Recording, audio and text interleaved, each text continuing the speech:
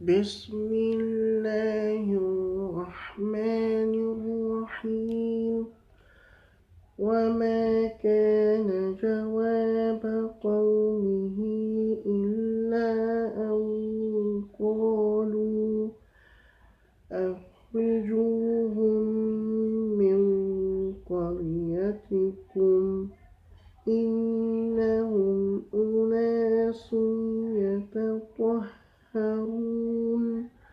فأنجيناه وأهله إلا امرأته كانت من الغابرين وأمطرنا عليهم مطرا فانظر كيف كان عاقبة المجرمين.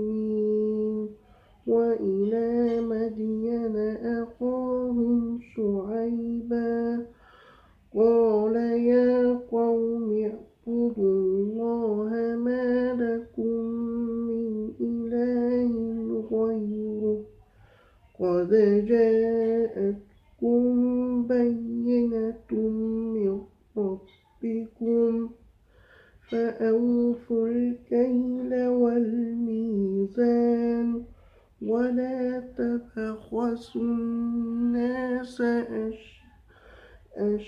أشياءهم